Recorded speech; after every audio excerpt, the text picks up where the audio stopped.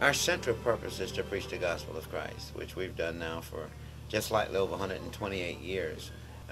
In fact, as the missions chaplain, I also am a convert of the mission. I was brought here when I was 30 years old by the Department of Human Service. I'm originally from the East Coast, but because of rebellion to authority and just not being willing to listen to instructions, I also fell on some very serious hard times in my life and was a homeless person, just a vagabond really, addicted to about everything you can think of, and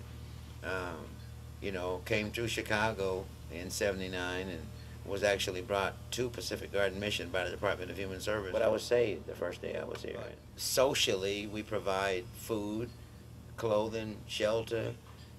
We have a medical clinic and so forth.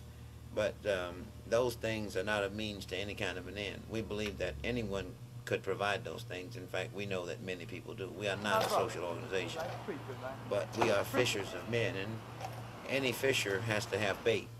So the social services that we provide is literally bait for the people coming in.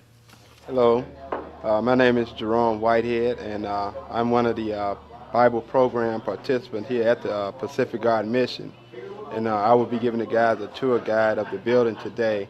Now, this is our clinic area that we're getting ready to walk through right now. Yes, and we provide free dental, medical services for all of the guys here at Pacific Garden Mission.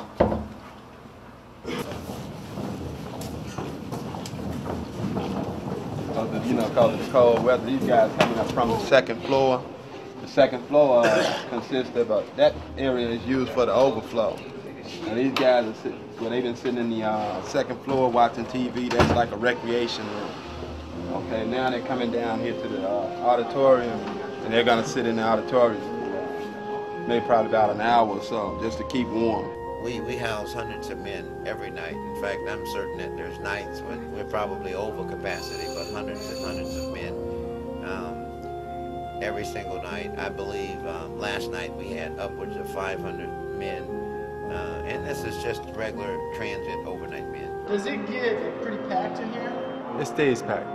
It stays packed. We have plenty of overflow. It's cold, and people want to come out the cold. My name is Alfred Jackson. I am the third floor dorm IC. I'm basically in charge of running this floor, making sure the overnight guests get in here, they get bathed, they get put in bed. I make sure they get read the word, they get prayed for. After that, I make sure this dorm is clean and set up for these guys to come back again the next day.